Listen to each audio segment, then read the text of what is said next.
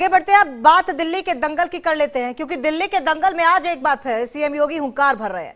थोड़ी देर में दिल्ली के मंगोलपुरी में सीएम योगी पहली रैली को संबोधित करेंगे। मंगोलपुरी के बाद विकासपुरी और राजेंद्र नगर में योगी हुंकार भरते हुए दिखाई देंगे और बीजेपी प्रत्याशियों के लिए वोट की अपील करेंगे। यूपी के सीएम योगी आदित्यनाथ की दूसरी बार दिल्ली में ये रैली है और दिल्ली चुनाव को लेकर बीजेपी ने बड़ी तैयारियां की हैं। आज दिल्ली में योगी आदित्यनाथ के साथ कई और बड़े नेताओं की रैलियां हो रही हैं। तो बीजेपी की तरफ से आज सीएम योगी आदित्यनाथ ने कमान संभाली है। दिल्ली के दंगल में आज एक बार फिर से सीएम योगी आदित्यनाथ हुंकार भरते हुए दिखाई देंगे। और इसी खबर पर हमारे साथ आयुषी जुड़ चुकी है ज्यादा जानकारी के साथ। आयुषी, एक बार फिर से सीएम योगी आदित्यनाथ की एंट्री दिल्ली में और दिल्ली के दंगल में आज मंगल करते हुए सीएम योगी दिखेंगे। जी बिल्कुल, सीएम योगी लगातार दिल्ली में ताबड़तोड़ रैलियां कर रहे हैं और देखा जाए तो सीएम योगी जिस तरीके से 4 दिनों में उनकी जो 14 रैलियां शेड्यूल थी, आज 3 विधानसभाओं में सीएम योगी रैली करने जा रहे हैं। वहीं अमित शाह आज रोड शो करेंगे, उसके अलावा 2 विधानसभाओं में रैलियां करेंगे। तो इससे ये जरूर दिख रहा है कि दिल्ली के प्रचार युद्ध में बीजेपी लगातार ताबड़तोड़ रैलियों का कार्यक्रम जो है वो कर रही है।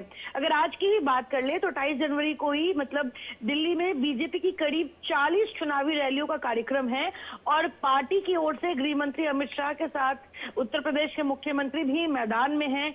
तो अमित शाह दक्षिणी दिल्ली में बीजेपी प्रत्याशियों के लिए प्रचार करते दिखेंगे आज। वहीं गृह मंत्री शाह का देखा जाए तो कस्तूरबा नगर में रोड शो प्रस्तावित है और वे कालकाजी बदरपुर विधानसभा क्षेत्र में भी चुनावी जनसभा को संबोधित करेंगे। और साथ में वहीं उत्तर प्रदेश के मुख्यमंत्री योगी आदित्यनाथ का भी बात कर ले तो उनकी भी 3 जनसभाएं प्रस्तावित है। बीजेपी की ओर से जारी रैलियों के कार्यक्रम के मुताबिक सीएम योगी मंगोलपुरी, विकासपुरी और राजेंद्र नगर में जनसभा को संबोधित करेंगे। और गृह मंत्री अमित शाह और सीएम योगी के साथ ही हरियाणा समेत अन्य राज्यों के जो कद्दावर चेहरे हैं बीजेपी के पक्ष में मतदान की अपील करते आज नजर आएंगे। और केंद्रीय गृह मंत्री मनोहर लाल खट्टर, हरियाणा के जो मुख्यमंत्री हैं नयाब सिंह सैनी, पूर्व केंद्रीय मंत्री स्मृति ईरानी समेत अलग अलग 40 नेताओं की जो रैलियां हैं वो आज दिल्ली में प्रस्तावित है। तो हम ये अंदाजा लगा सकते हैं कि किस तरीके से जो इस बार दिल्ली का दंगल है उस दंगल में चाहे वो आम आदमी पार्टी हो जिसके सारे बड़े चेहरे आपको जनता के बीच नजर आ रहे होंगे। अरविंद केजरीवाल लगातार जनता से जुड़ रहे हैं, कई घोषणाएं कर रहे हैं, गारंटीज दे रहे हैं। वहीं बीजेपी भी संकल्प पत्र 3 जारी कर चुकी है, साथ में बीजेपी ने सॉन्ग जारी कर दिया है अपना कि दिल्ली के दिल में बीजेपी। तो इस तरीके से जनता को के वोट को लुभाने के लिए, जनता को विश्वास दिलाने के लिए कि आखिर कौन पार्टी आने वाले 5 सालों तक दिल्ली की जनता के लिए फायदेमंद साबित होगी, उसको लेकर सभी पार्टियां जुड़ी हैं। और रैलियों का जो सिलसिला है लगातार जारी है। बीजेपी के फायर ब्रांड नेता जो हैं वो दिल्ली के पिच पे लगातार आके बैटिंग कर रहे हैं, हिट पे हिट्स मार रहे हैं। तो हम बिल्कुल अंदाजा लगा सकते हैं कि मतलब बिल्कुल तमाम पार्टियां पुरजोर कोशिश में है। आयुषी, आप हमारे साथ बने रहिए, क्योंकि सिर्फ और सिर्फ बीजेपी नहीं, कांग्रेस की तरफ से भी पुरजोर कोशिश की जा रही है कि दिल्ली की सत्ता को काबिज किया जाए। और इसी के चलते राहुल गांधी की आज पड़पड़गंज और ओखला में जनसभा है। दिल्ली विधानसभा चुनाव में प्रचार अभियान में आज कांग्रेस नेता राहुल गांधी के आने की बात अब तेज हो रही है। इस कड़ी में लोकसभा में नेता प्रतिपक्ष राहुल गांधी पड़पड़गंज और ओखला विधानसभा क्षेत्र में जनसभाओं को संबोधित करेंगे। तो आज राहुल गांधी दिल्ली में प्रचार करेंगे, पड़पड़गंज और ओखला में जनसभाएं करेंगे। कांग्रेस प्रत्याशियों के लिए वोट मांगते दिखाई देंगे राहुल गांधी। एक बार फिर से रुक करते हैं, हमारे साथ आयुषी लगातार बनी हुई है। आयुषी, जैसे हम बात कर रहे थे कि इस बार तमाम पार्टियों के लिए साख का सवाल भी है और अगर खास तौर पर कांग्रेस की बात करें तो कांग्रेस अभी देखा जाए तो बीजेपी और आम आदमी पार्टी का आमने सामने का मुकाबला लग रहा है। कांग्रेस जिस तरह से अब मैदान में उतरी है, क्या अंदाजा लगाया जा सकता है? जी बिल्कुल, हालांकि दिल्ली बहुत कम विधानसभाओं वाला राज्य है, लेकिन ऐसे में अगर बात कर ले तो दिल्ली की जो चुनाव है वो किसी भी पार्टी के नाक का सवाल होता है। और देखा जाए तो अभी अगर बात कर ले बीजेपी और आम आदमी पार्टी तो बैक टू बैक लगी हुई है।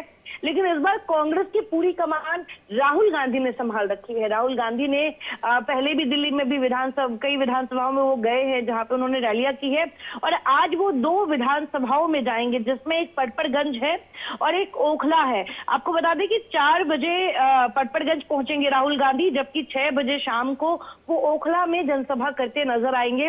और राहुल गांधी जिस तरीके से इस बार दिल्ली चुनाव की कमान संभाले हुए, तो ये कहीं ना कहीं उनकी की पूरी इमेज प्रोफाइलिंग का भी सवाल है कि दिल्ली में कितनी सीटें आती है।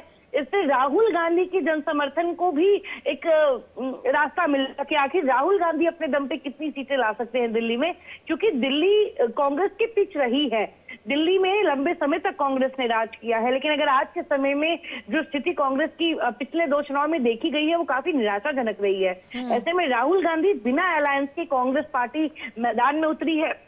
राहुल गांधी इसका कमान संभाले हैं। अगर ओखला और पटपरगंज सीट की बात कर ले तो पटपरगंज सीट पे अनिल चौधरी हैं कांग्रेस से प्रत्याशी वहां पे, और अनिल चौधरी दिल्ली स्तर पे एक कद्दावर नेता है, कांग्रेस के पुराने नेता कहे जाते हैं। ग्राउंड जीरो पे भी अनिल चौधरी को ऐसा नहीं है कि लोग नहीं जानते हैं, लोग जानते हैं बहुत अच्छे से। तो एक तो अनिल चौधरी के लिए वो जाएंगे वहां पे पटपरगंज में जनसभा करने, और अगर ओखला की बात कर ले तो ओखला कांग्रेस की परंपरागत सीट रही है। लंबे समय तक कांग्रेस वहां से जीतती आई है। आप विकल्प के तौर पे आई तो आम आदमी पार्टी वहां जीत पाई, लेकिन आज के समय में कांग्रेस के लिए जो ओखला सीट है वो भी उतनी ही जरूरी है। बिल्कुल, ओखला सीट भी बहुत जरूरी है, और पटपरगंज विधानसभा सीट की अगर हम बात करें तो वो तो हॉट सीट बनी हुई है। बहुत बहुत धन्यवाद आपका आयुषी तमाम जानकारी के लिए।